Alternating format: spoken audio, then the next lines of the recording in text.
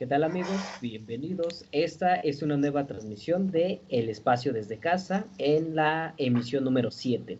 Esperamos que todos ustedes se encuentren bien, al igual que sus familiares, personas cercanas y seres queridos. Esta actividad que estamos realizando semana tras semana es con la intención de realizar actividades en estas nuevas circunstancias en las cuales, debido a la pandemia de COVID-19, hemos tenido que mantenernos en aislamiento. El día de hoy tenemos el agrado de presentarles a dos personas muy interesadas en dos objetivos de desarrollo sostenible. Hablaremos del objetivo de desarrollo sostenible número 8, que nos habla del trabajo decente y crecimiento económico, y de un objetivo de desarrollo sostenible que ya habíamos tocado con anterioridad, pero en esta ocasión será desde una perspectiva completamente nueva. Será el ODS número 9, que es Industria, Innovación e Infraestructura, y para ello quiero presentarles a Juan Antonio Sánchez y a Antonio Chapa. ¿Qué tal? Pues a los dos son Antonios, a ti Juan Antonio te diré Juan, y a ti Antonio pues Antonio. Vale, gracias. Muy buenas tardes, ¿cómo se encuentran? Hola Sergio, hola Antonio, ¿qué tal? Hola Sergio, hola Tocayo, ¿cómo están? Buena tarde. Excelente, pues muy emocionado de pues esta transmisión porque estoy seguro que va a darnos mucha información en torno de lo que está pasando en la industria espacial aquí en nuestro país.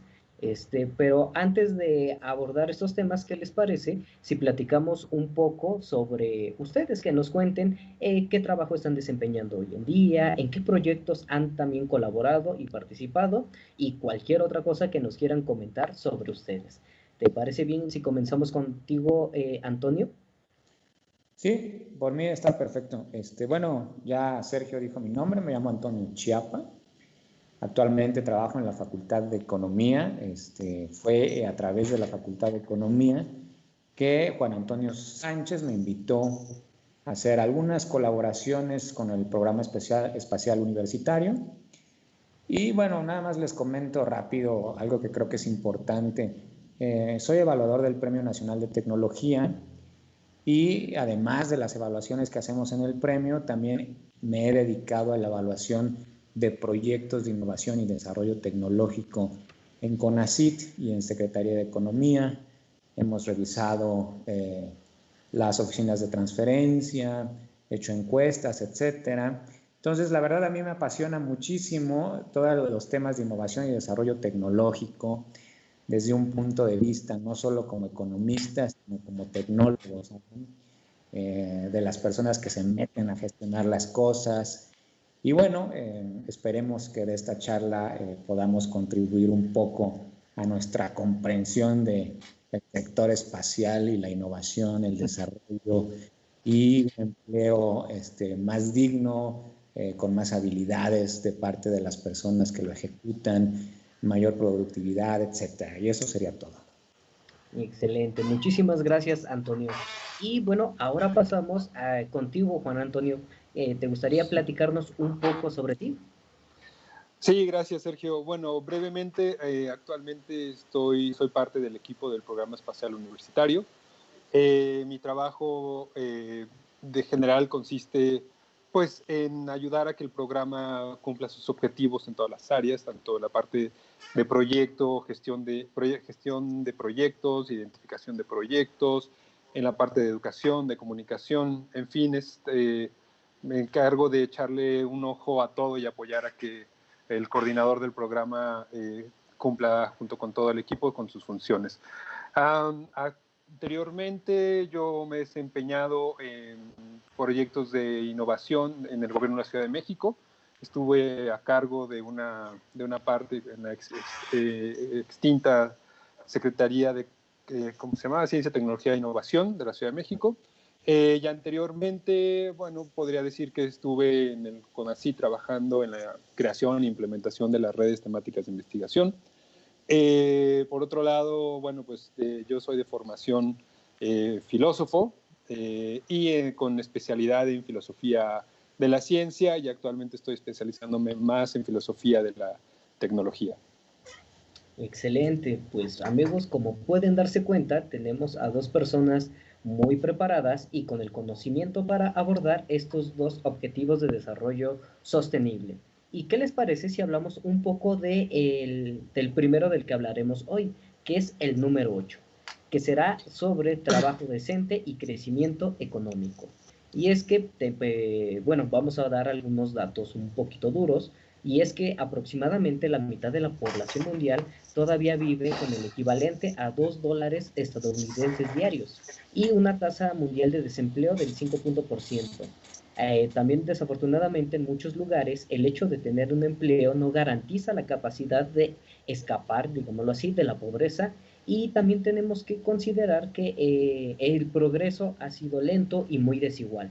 Tenemos que revisar algunas políticas tal vez económicas y sociales destinadas a erradicar esta pobreza. También la falta continua de oportunidades de trabajo decente y la insuficiente inversión y bajo consumo producen una erosión del contrato social básico, lo cual nos da que las sociedades democráticas pues no sean plenas. Y esto también quiere decir que el derecho de todos a compartir el progreso no se está dando como debería. Entonces, ¿qué les parece? También si hablamos de que eh, el desempleo, afortunadamente, al menos con los datos que se han recabado, que en 2017 el desempleo se situaba tan solo en el 5.6 y en el año 2000 en el 6.4. ¿Qué les parece si comenzamos con hablar acerca de este punto, el trabajo decente y crecimiento económico?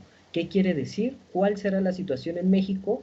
¿Y de qué manera se puede ayudar a que este objetivo llegue a prácticamente a más personas y con esto reducir las precariedades laborales? Y después vamos llegando hacia la parte espacial poco a poco. ¿Te gustaría a ti, Antonio? Sí, como vean. A mí me gustaría rebotar esta idea que nos estás mandando, desde una perspectiva que a mí me interesa mucho. Como les decía, trabajo en la Facultad de Economía y uno de mis inquietudes más grandes es en qué medida estamos nosotros como institución de educación superior dando los conocimientos necesarios a los alumnos, no solo de economía en general, de las ingenierías, de las ciencias duras, en qué medida estamos dando los conocimientos necesarios para que se incorporen a un mundo laboral cada vez más cambiante. Es decir, si estamos suponiendo que los ingenieros en sus distintas ramas se van a incorporar a sectores industriales que ya no son lo mismo que eran hace 20 años, sectores industriales que se renuevan constantemente con tecnologías que tienen ciclos de tecnología mucho más cortos, ¿sí? Entonces, la pregunta es, ¿quiénes son los encargados?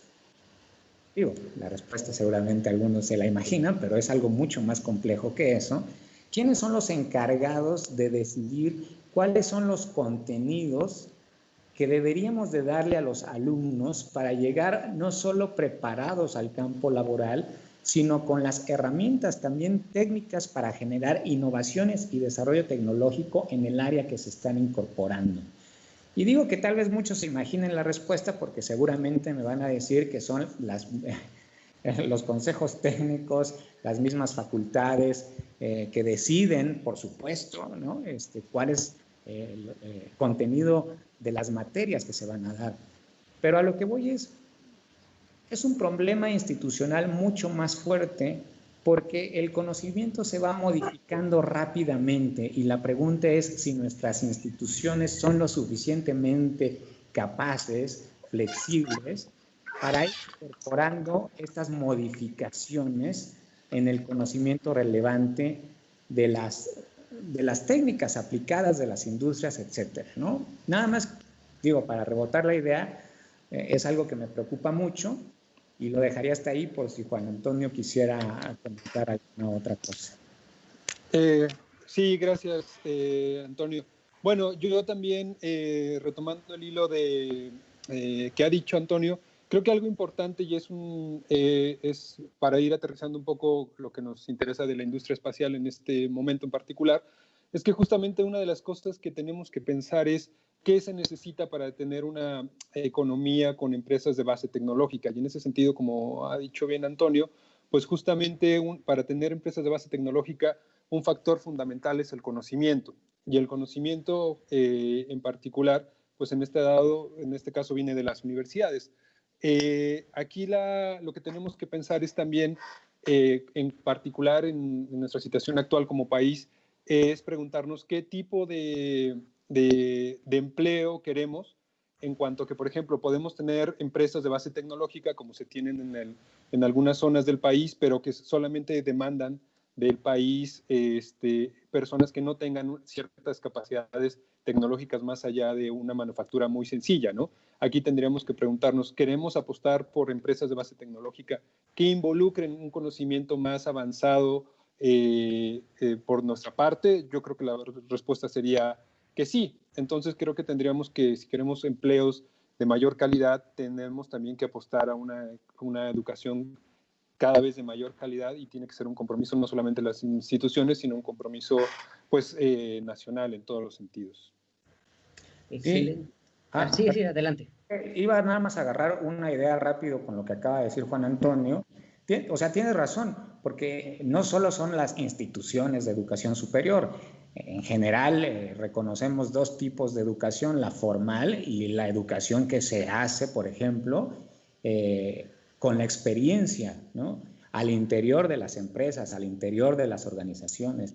Entonces nos estamos dando cuenta que las empresas cada vez necesitan hacer más procesos de transferencia de tecnología, de gestión del conocimiento, y eso requiere un montón de técnicas que muchas veces las empresas no son lo suficientemente capaces para incorporar no solo a sus procesos organizacionales, sino al conocimiento que tienen las personas que habitan las empresas, ¿sí? Entonces, muchas veces eso se lo dejan al modelo de aprendizaje individual de las personas que dicen, híjole, yo necesito aprender más y entonces tengo que tomar este curso, tengo que ir a este seminario, tengo que certificarme, ¿sí? ¿Cuántas veces no se ha evaluado a proyectos de innovación y desarrollo tecnológico y nos damos cuenta que el personal que hace procesos de transferencia, valoración de tecnologías, valoración de conocimiento intelectual, no está certificado, ¿sí? Entonces, esta falta de profesionalización de las personas, de los recursos humanos que trabajan en empresas de base tecnológica, ¿sí? Es también un punto sumamente importante. Por eso mi pregunta del principio, bueno, ¿a quién le corresponde, ¿no? O sea, es un problema de un marco institucional complejo, ¿sí? Porque requiere la profesionalización, la capacitación en las instituciones, etcétera. Y bueno, como dice Juan Antonio, precisamente necesitamos algo así si queremos trabajos no solo más dignos, con mayor productividad, mayor remunerados, etcétera. Y ahí lo dejaría Sergio. Ok, excelente. Entonces nos vamos dando cuenta que en realidad es una tarea conjunta, que la parte de educación no se la dejamos solamente a los entes institucionales que emanan pues, conocimiento, en este caso las universidades o centros de formación, sino también incluso de las empresas que contratan a personal que tiene que profesionalizar más. Eso es muy interesante. Y en cuanto a las empresas, no sé, una pregunta sería, ¿es muy difícil generar una empresa de índole científica y tecnológica en México?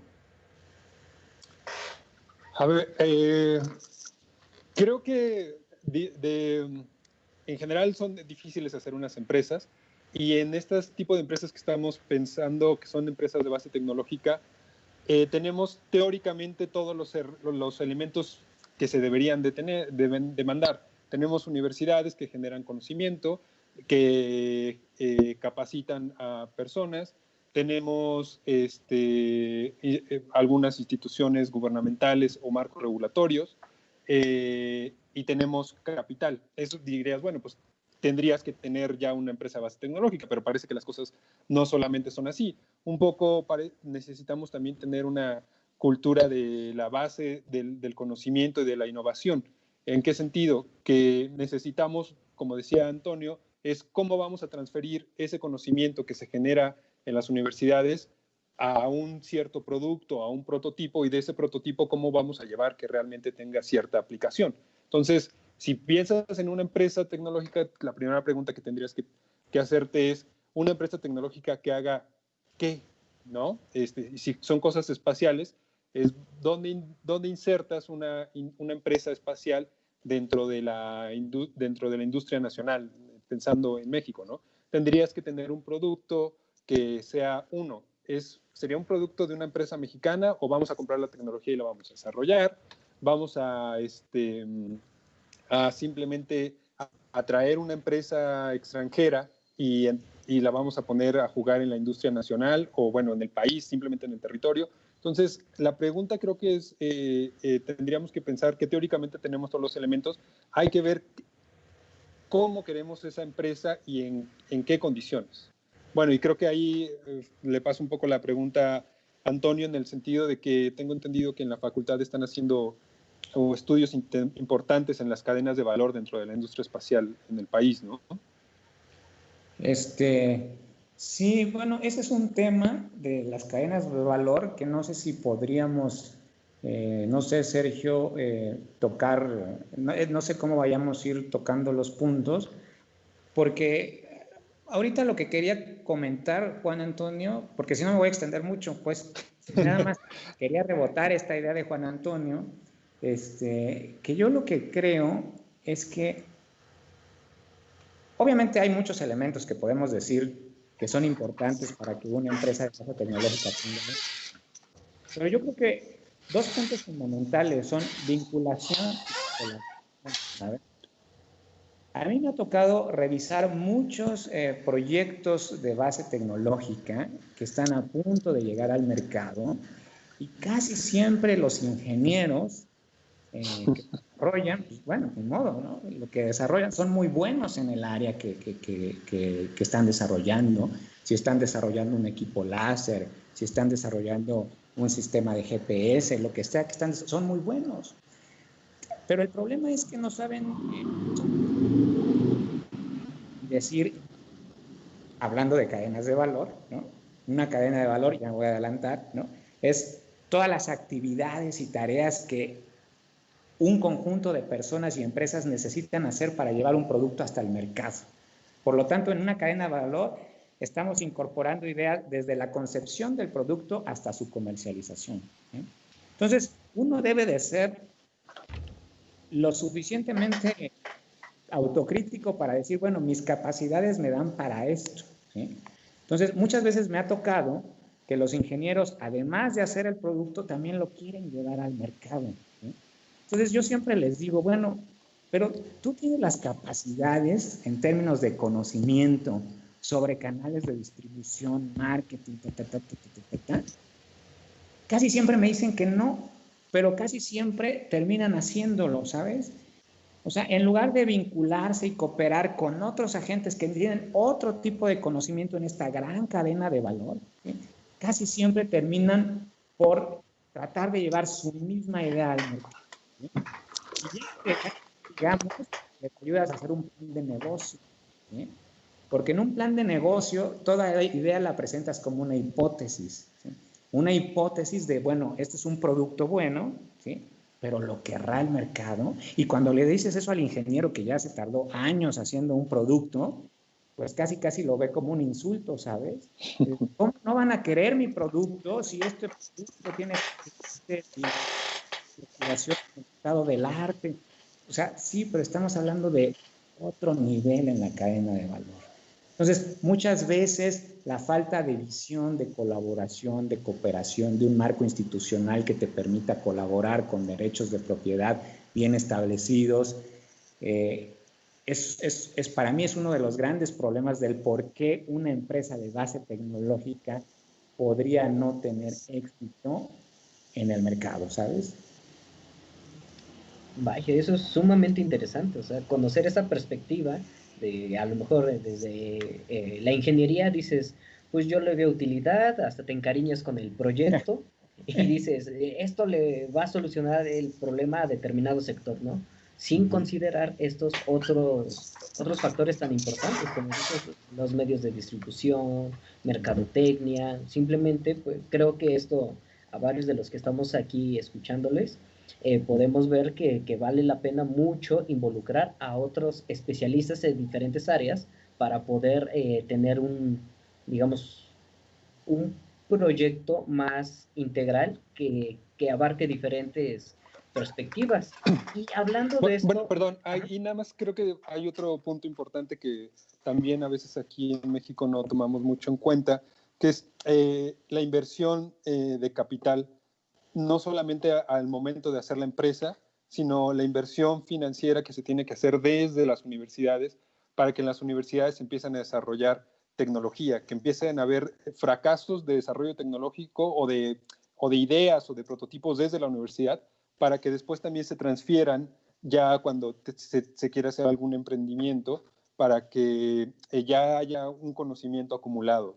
Y entonces el capital tendría que ir desde el principio, que llegue a las universidades, que haya convocatorias para que se desarrolle tecnología, haya convocatorias para que se desarrollen empresas, y el capital tendría que venir no solamente del gobierno, sino también tenemos que tener aquí en México empresarios que estén interesados en invertir en esa capital de riesgo. Se tiene que crear una cultura del riesgo a la innovación, sabiendo que por supuesto va a haber una ganancia importante, pero también hay un riesgo elevado en esas inversiones.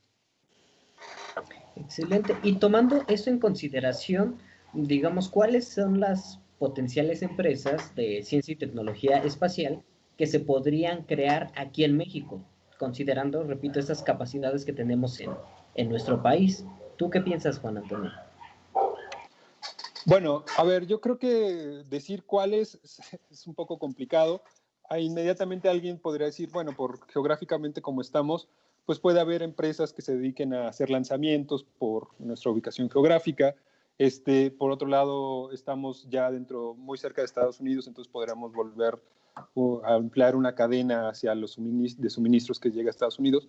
Pero lo que creo que podríamos pensar es, pues primero, ver que si quisiéramos una industria o una empresa espacial grande, tendría que ser a lo mejor empresas ya más formadas, que fuera una empresa, un spin-out de alguna empresa. Por ejemplo, si piensa qué ha pasado con Amazon, o el dueño de Amazon tiene una empresa espacial, pero su empresa espacial no es la que lo hace millonario, sino tiene una empresa paralela. Entonces, si quieres pensar en una empresa espacial grande, a lo mejor piensa en empresarios grandes del país que pudieran apostarle grandes cantidades de dinero a desarrollar tecnología. Me imagino que algo podría ser ahí, pensando en los ejemplos que se han dado en otras partes del mundo, ¿no? No sé qué piensas. Sí, Antonio. Y bueno, tú que nos comenzabas a dar una como breve introducción de lo que son las cadenas de valor de una empresa, cómo se deben de involucrar diferentes actores dentro de una misma empresa, ¿cómo funcionan estas cadenas de valor en el sector espacial? ¿Hay algo ya establecido aquí en nuestro país? ¿Se está intentando comenzar? ¿De plano no tenemos nada? ¿Qué sabes al respecto? Bueno, mira, desde que leí la pregunta, me hacía un poco raro, ¿sabes? O sea, una cadena de valor emerge casi sin diseño, ¿no? No con una planeación. Es el proceso emergente de la interacción y el intercambio económico, ¿eh? En teoría, los mercados deberían de ser lo suficientemente eficientes para proveer de información a través de los precios, si me quieren ver muy tradicional, muy clásico, ¿no? Para que nosotros tomáramos decisiones. Pero resulta, mi estimado Sergio, que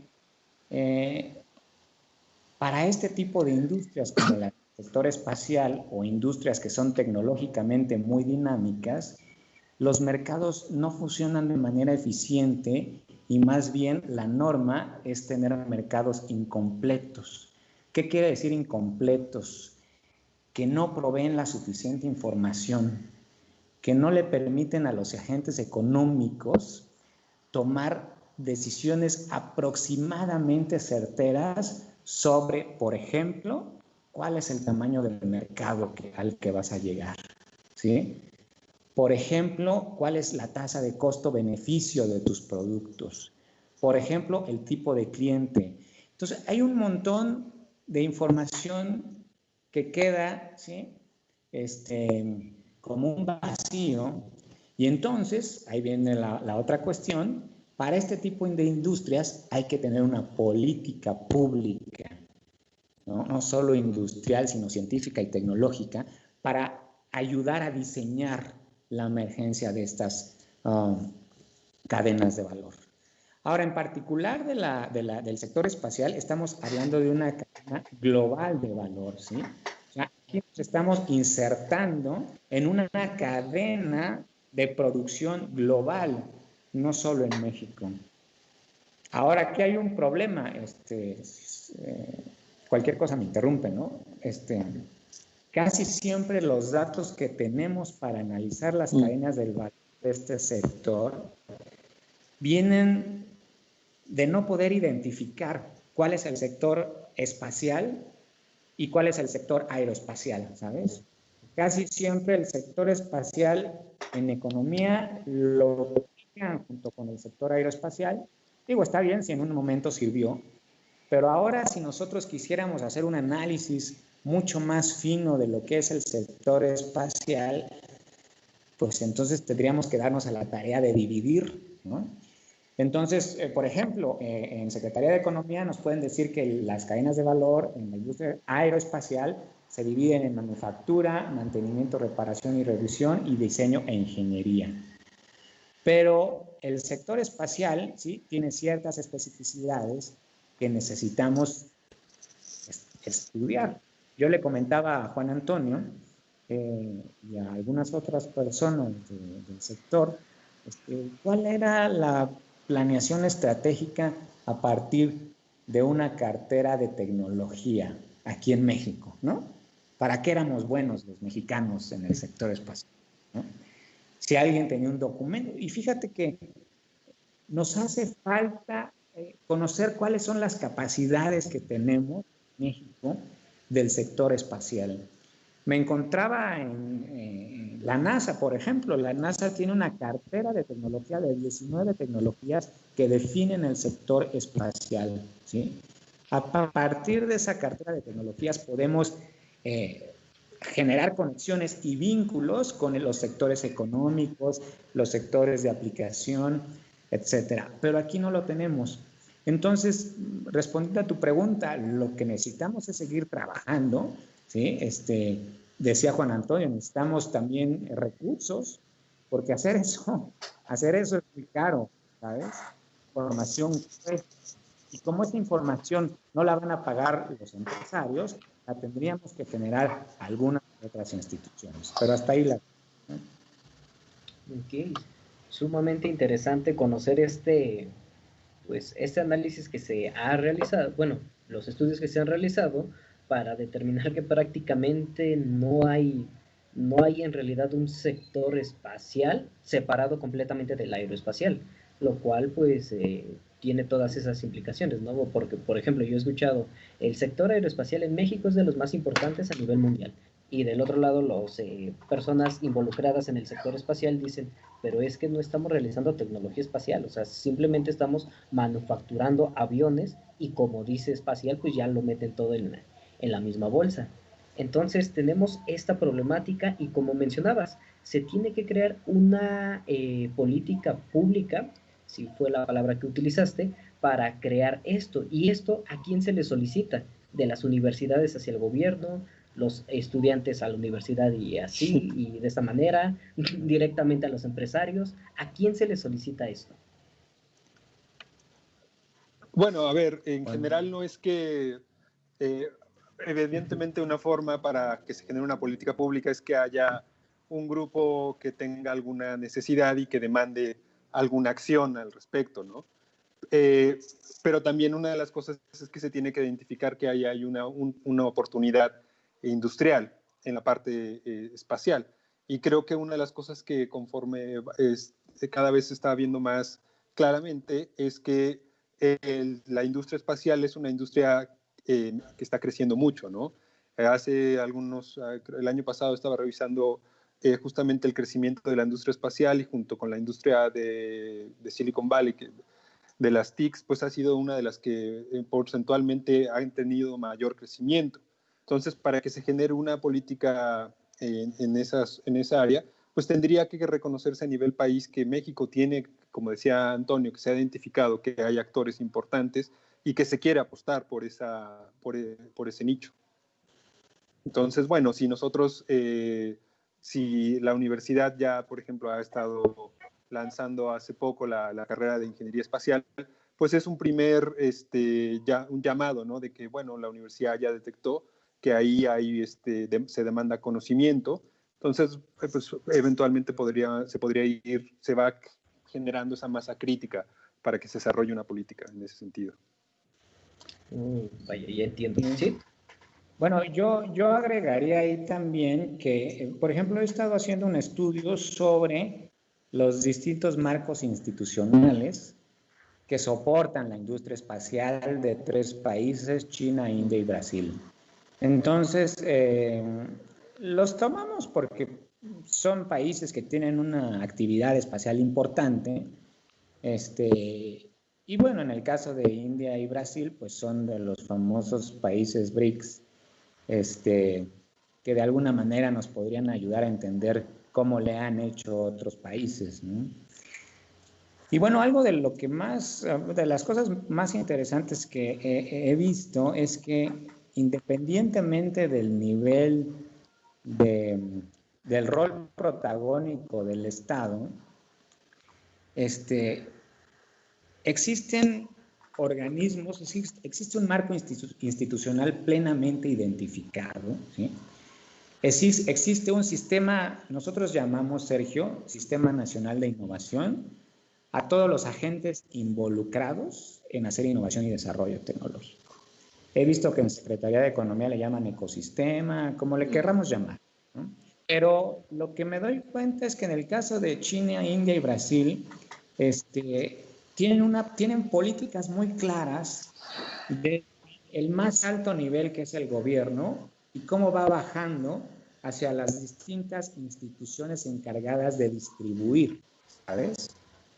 Y el de China es muy especial porque el de China tiene trabajando a los ministerios de finanzas, de ciencia y tecnología y de educación de manera conjunta para apuntalar el sector. No me imagino eso aquí en México, la Secretaría de Educación Pública, desde los niveles, ¿no? La UNAM, un esfuerzo realmente coordinado por un agente de gobierno, o bueno, quien sea, porque te digo, varía el papel del gobierno, pero lo que sí noto en los países es la visión estratégica de hacer líneas, no trabajar de manera parcial ni separada, como dice Juan Antonio. La UNAM ha hecho, creo, un gran esfuerzo por tener un programa espacial universitario, ¿sí? Pero la pregunta es otra vez, ¿cuál es la visión estratégica que como país tenemos y cómo la estamos llevando a cabo? ¿Sabes? China se dio cuenta por ahí de hace 15 años que generar planes muy ambiciosos solo genera cuellos de botella, desperdicios de recursos, y China ha tenido que aprender, ¿sí?, a modificar sus planes y su estrategia y la ejecución de una política de ciencia y tecnología en el sector espacial. Eso es lo que deberíamos de estar aprendiendo en México. Hay la masa crítica, pero una vez más lo que te digo, mi estimado Sergio, es que nos hace falta vinculación y colaboración. Mira, una cosa también importante de eso de políticas públicas, puedes pensar lo que pasó el fin de semana con SpaceX. Sé que a lo mejor vamos a sacar otros ejemplos, ¿no? Justamente hay una entidad pública que es la NASA, decidió, creo que el 2008, sí, más o menos el 2008, por cuestiones que había tenido con sus anteriores lanzamientos, pues destinar esa parte a esa parte de los lanzamientos a la empresa privada. Lo que hizo con eso, pues justamente fue que dos empresas, SpaceX y Boeing, empezaran a desarrollar esa parte espacial que no tenían anteriormente, ¿no? Entonces, ahí es un ejemplo de política pública que se apostó directamente con una visión muy centrada, ¿no? Estas personas no iban a ser satélites, no iban a ser otra cosa más que un taxi espacial, por decirlo de alguna manera. Sí, pero fíjate, agarrando esta idea de Juan Antonio, Sergio, eso es lo que me refiero con que los mercados no trabajan de manera eficiente. O sea, imagínate todo lo que han aprendido Boeing y SpaceX en colaboración, además de la transferencia de tecnología que han tenido de la misma NASA, ¿sí? Imagínate el nivel de conocimiento organizacional, rutinas, heurísticas, estrategias, técnicas, certificación, profesionalización y todo lo que busques y mandes. Eso es algo muy costoso, ¿sabes? ¿Sí? Y eso no se puede transferir ni adquirir de la noche a la mañana. O sea, por eso es la importancia de tener una visión estratégica de aquí en mediano y largo plazo. Porque eso que están haciendo ellos, como bien apunta Juan Antonio, ha costado mucho tiempo, ¿sí? Y es conocimiento tácito, se queda en la mente, en las habilidades, es muy difícil de transmitir, ¿sí? Es muy costoso. Entonces, si uno no tiene esa planeación estratégica a mediano y largo plazo, nos vamos a dar cuenta que la ventana de oportunidad del sector espacial alguna vez se nos va a pasar, como se nos han pasado muchas otras, ¿no? Bueno, amigos ingenieros, como podemos darnos cuenta, pues hay que trabajar en equipo, y lo digo así en general confiando en que algunos, ya sea estudiantes de ingeniería o ingenieros ya consolidados, pues nos demos a la tarea de compartir el conocimiento que se está adquiriendo justo en esos momentos, que es trabajar en equipo e invitar a la persona que sabe hacer algo que uno no sabe y de esta manera colaborar e ir impulsando este sector espacial en México, ya que parece que pues de no hacerlo se nos va a ir otra vez el cohete, ¿no? Como ha pasado ya muchas veces. Y considerando, bueno, vamos a hablar de nuevo en cuanto al empleo. ¿Se tiene alguna especie de, llamémoslo así, estimado de cuántos empleos puede tener un sector, ya sea de ciencia y tecnología espacial en nuestro país? Mencionabas que tal cual no se tiene toda esta información, pero volviéndolo como de manera análoga tal vez hacia el sector aeroespacial o el automotriz o en algún otro sector de ciencia y tecnología, ¿se podría más o menos tener un estimado de qué podría pasar en este sector, de cuántos empleos se puede generar y cuánta podría ser la derrama económica en nuestro país en caso de lograr consolidar una industria espacial como tal? Sí, mira, bueno, ¿contesto o tú, Juan Antonio? Sí, no, eso es lo tuyo, es lo tuyo. No, está bien, es que, mira, el sector espacial en términos globales está creciendo, ¿no? Se estima para 2023 que esta industria tenga un valor de 9 billones de dólares. Está creciendo a una tasa del 11% anual. También si ustedes revisan se van a dar cuenta que la población ocupada para el sector espacial también es una población que va creciendo en relación con otras manufacturas a nivel global.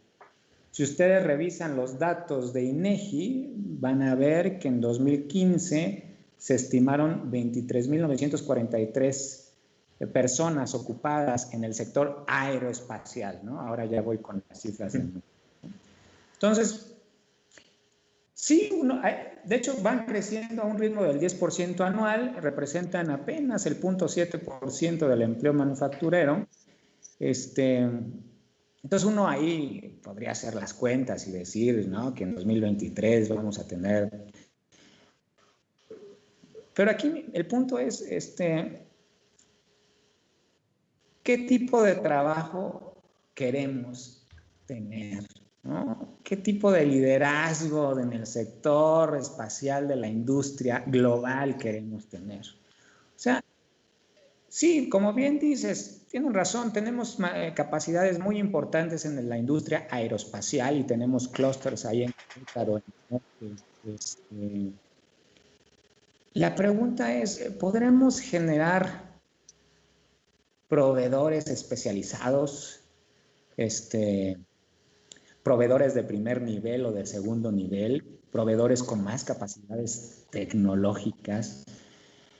Entonces, es ahí donde las cifras, pues no te las podría dar tal cual, ¿no? Hay que seguir trabajando mucho, pero eso sí, creo que nos plantea varios retos a distintos niveles, ¿no? De hacia dónde vamos, porque además yo ahorita les comparto lo del sector espacial, pero estamos metidos en el estudio de otros sectores como el de la biotecnología y nanotecnología, y no me quiero salir, pero el problema es casi el mismo, ¿no? Entonces, yo también nada más te voy a compartir también otro dato. Hasta 1990, me parece,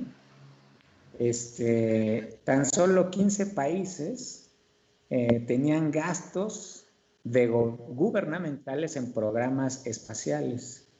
Pero después de 2013, de esos 15 países ya hay 58 países. Es decir, cada vez, ¿no?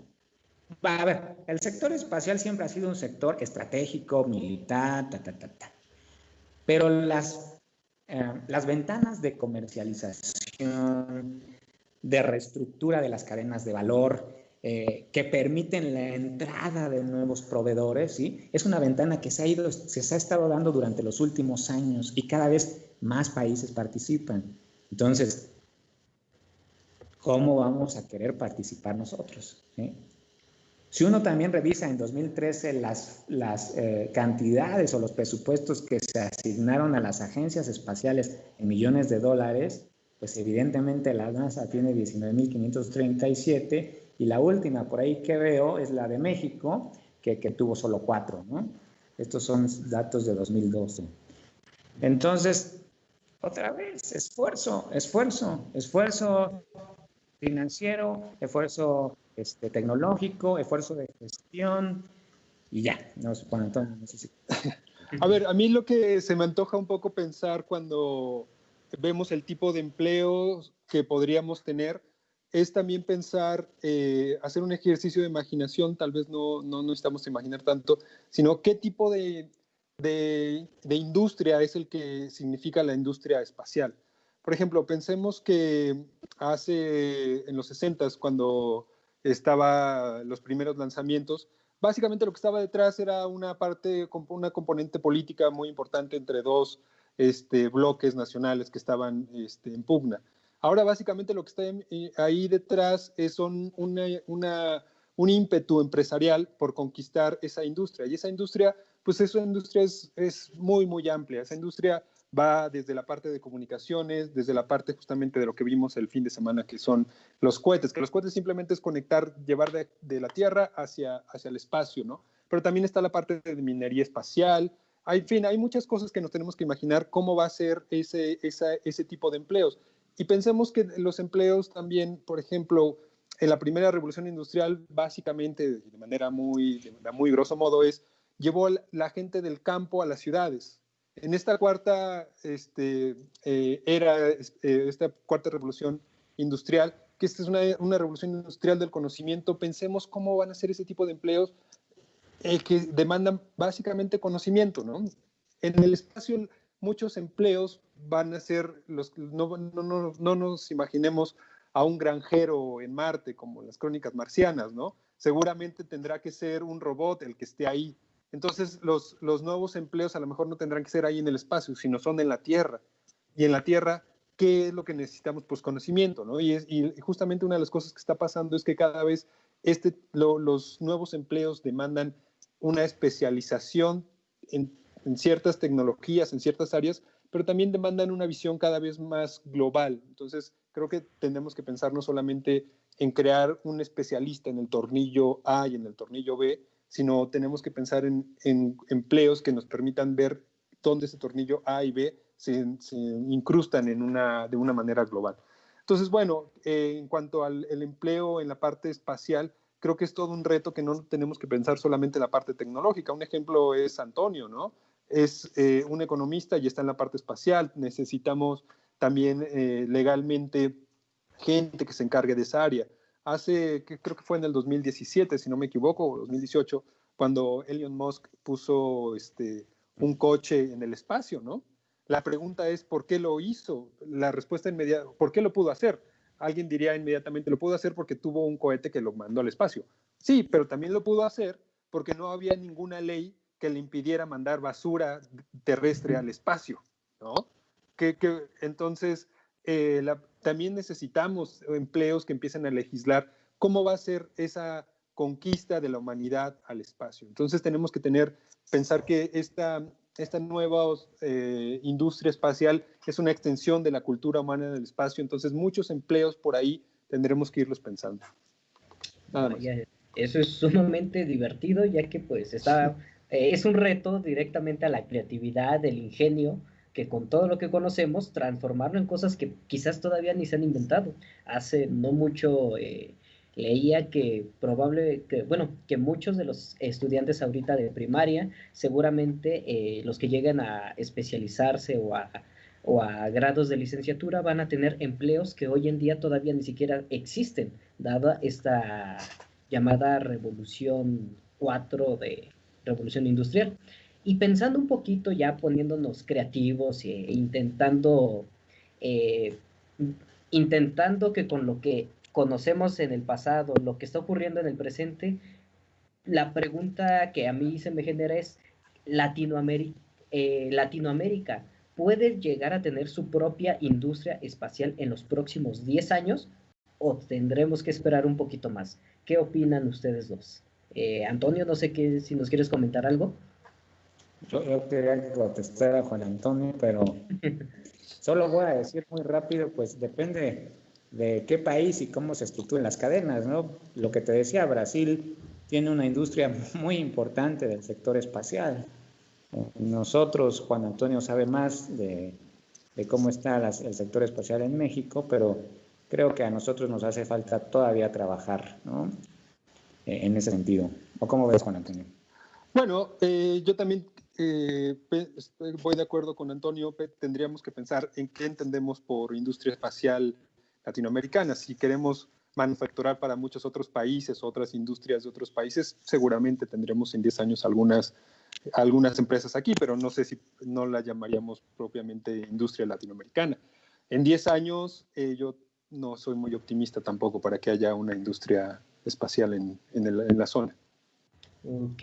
Y bueno, amigos, todos aquellos que estén siguiendo nuestra transmisión, siéntanse también completamente libres de enviarnos sus preguntas y yo me encargaré aquí de que nuestros dos amigos Antonio las escuchen y también vayan dando respuesta a las inquietudes que ustedes puedan tener. Entonces, sí, definitivamente, bueno, en lo que esperamos que nos envíen sus preguntas, el sábado fue, siento yo, una situación como de un marketing tremendo, dado que pues astronautas o personas que salen de nuestro planeta, pues de manera muy constante por medio de cohetes rusos, pues son enviados a la Estación Espacial Internacional.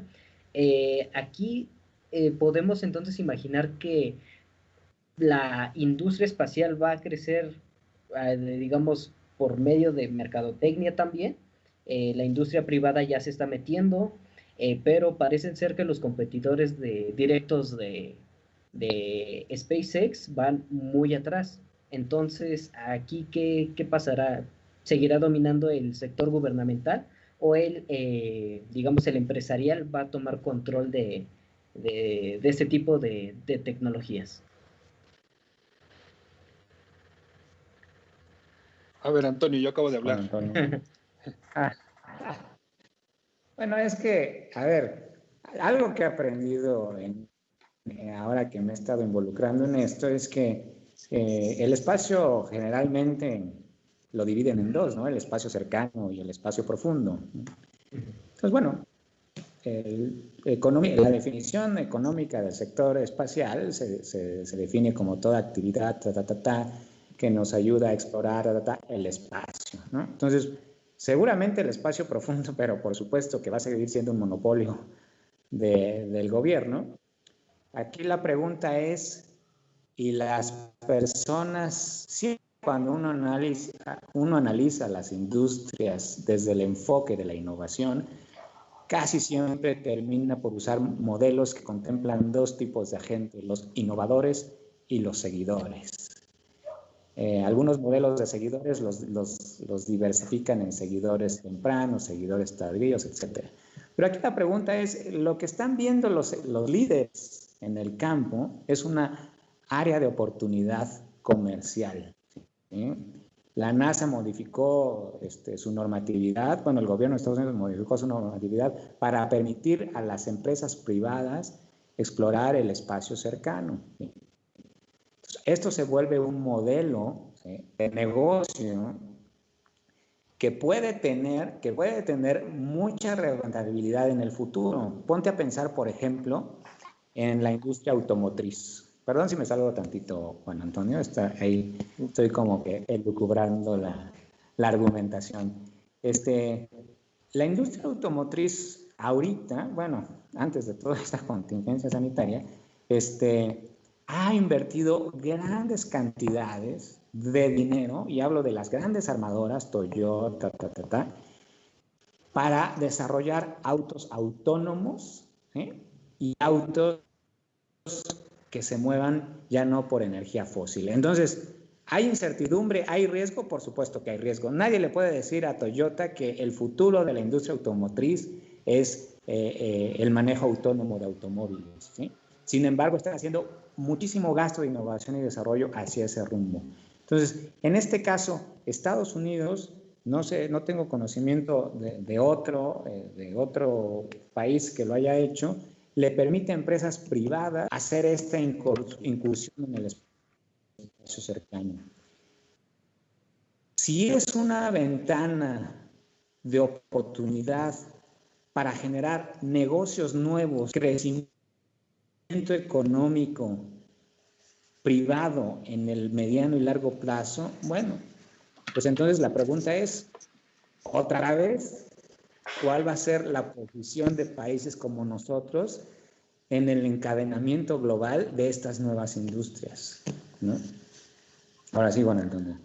A ver, gracias. A mí me gusta pensar esto un poco echando mano de la propia historia comercial de nuestro planeta. Y me gusta pensar un poco en el siglo XVI, en la expansión colonial. Estamos viviendo algo parecido. ¿Por qué la NASA le permite a una empresa ir al espacio? La pregunta sería, Estados Unidos, a través de la NASA, ¿de qué es dueña en el espacio, no? ¿Por qué no hay otros jugadores en el espacio? Es evidente, pues porque no tienen las capacidades que tiene Estados Unidos. Pero entonces lo que podremos pensar ahora es cómo se va a dividir el espacio a través de las demarcaciones geográficas del planeta Tierra, cómo nos vamos a ir dividiendo el espacio. La Luna en algún momento será una cara de China, otra cara de Estados Unidos, los mexicanos qué trabajos vamos a hacer ahí, o como dicen, qué papel vamos a jugar, ¿no? Y bueno, ya como modelo de negocio, pensándolo también, no es muy lejano a como se decía antes. Había un rey que le decía a Hernán Cortés, ve y conquista cierta tierra y pues te voy a dar un principado. Pues ahora está pasando, perdón que lo simplifique de esa manera o haga una analogía de esa manera, pues lo que está pasando es que el gobierno de Estados Unidos está abriendo esos nichos para que las empresas en el espacio cercano pues vayan generando nuevos negocios, ¿no? Entonces, a mí, yo una parte que no termino de entender cómo se va a desarrollar, en particular, por ejemplo, lo que pasó el sábado, estaba investigando cuáles eran los clientes de SpaceX para sus lanzamientos y hasta el momento solamente tiene dos. Uno, que es el principal, es la NASA, para seguir lanzando cosas, y el otro es con otra empresa privada que tiene un astronauta que lo quiere subir a la Estación Espacial Internacional, y a 3 turistas espaciales que van a pagar decenas de millones de dólares por subir. Hasta esos momentos son los únicos 2 clientes que tiene ese emprendimiento espacial. La pregunta es, ¿eso es redituable para una empresa solamente tener un cliente, el gobierno? ¿Podrían entrar más empresas a hacer, darle ese servicio al gobierno? Parece que no, porque tampoco es que cada 15 días estemos, hasta el día de hoy, haciendo lanzamientos espaciales, ¿no? Entonces, ahí yo tendría muchas preguntas, ¿cómo tendríamos que empezar a tener ciertas regulaciones de cómo podríamos repartirnos el espacio? Entiendo que ya hay organismos internacionales que se encargan de eso, pero bueno, pues finalmente estos organismos internacionales hasta el momento son de buena fe, no hay nada que sancione. Hasta ahí.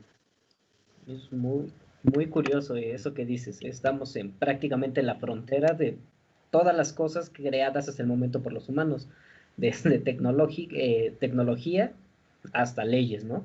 Pasando por la economía. Claro, yo lo que lo veo es como que estamos en ese filo de empezar una expansión cultural. En algún momento fue una expansión o una unión cultural geográfica aquí dentro de la Tierra, pues ahora estamos expandiendo nuestra cultura con todos nuestros virtudes y vicios fuera de la Tierra. Ok. Y uno de esos es el comercio. Exactamente, el comercio. Y como dices, son muy pocos, son 2 entidades solamente los que quieren comprar servicios a SpaceX. Entonces, sí, bueno, sí da mucho que pensar. Eso es lo que es público, ¿no? Ah, bueno, también. Claro.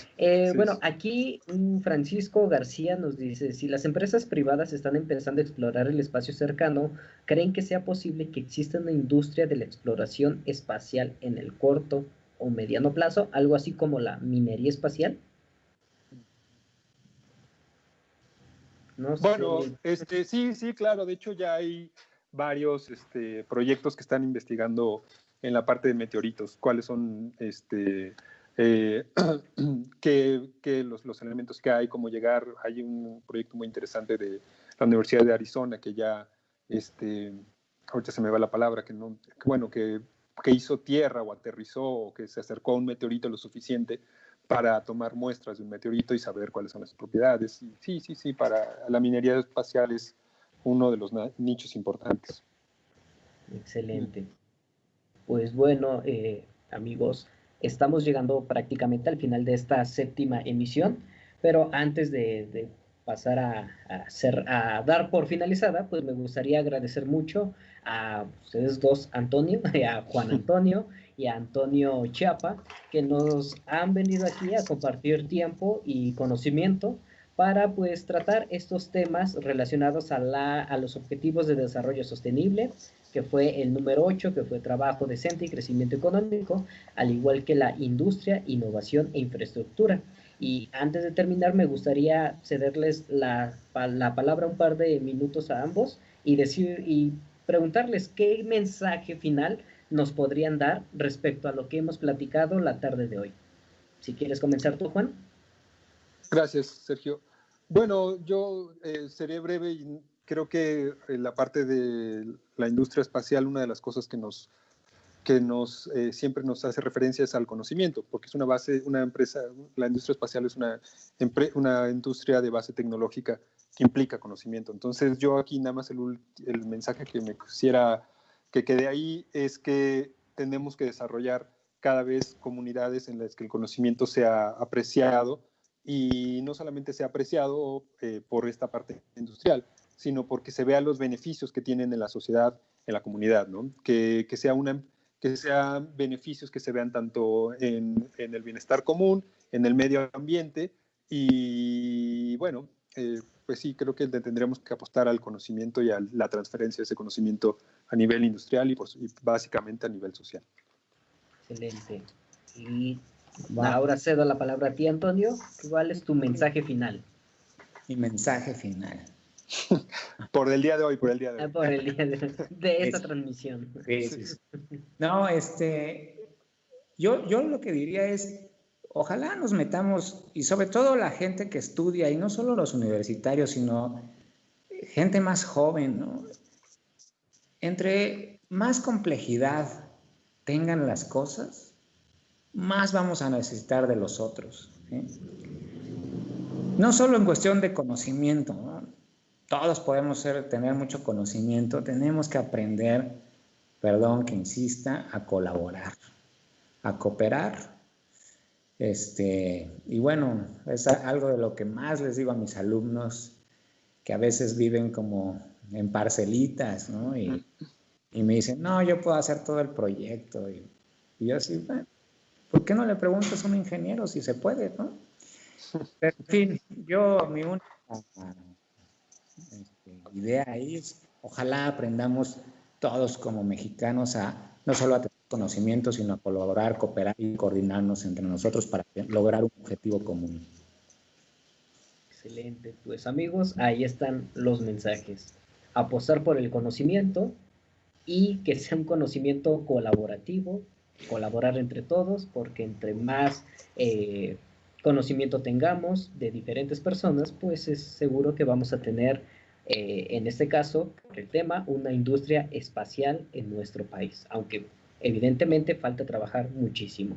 Pues bueno, Juan Antonio Sánchez y Antonio Chiapa, muchísimas gracias en representación del Programa Espacial Universitario por todo este tiempo, toda esta información y conocimiento que nos han compartido la tarde de hoy. Muchísimas gracias. Y bueno, amigos. Gracias a ti, gracias a ustedes. Gracias. Y bueno, amigos, así es como llegamos al final de esta séptima transmisión. Esperamos que haya sido de su agrado, que hayan aprendido, que se hayan pasado un rato agradable. Y bueno, si tienen alguna duda o interés de algún tema en particular relacionado con el espacio, pueden contactarnos por diferentes medios, actualmente de preferencia por el correo electrónico y por redes sociales, para que de esta manera nosotros consideremos todas las comentarios e inquietudes que tienen para seguir generando este tipo de transmisiones con temas que sean de su interés. Y bueno, así me despido. Muchísimas gracias, amigos. Que tengan un buen escalonado regreso a la nueva normalidad. No sabemos qué esperar todavía, pero igual, cuidarnos entre todos, ayudar a quienes podamos. Y la próxima semana aquí nos vemos en la 8ª transmisión de El Espacio desde Casa. Que tengan una excelente noche. Hasta luego. Gracias. Chao, hasta luego. Bye.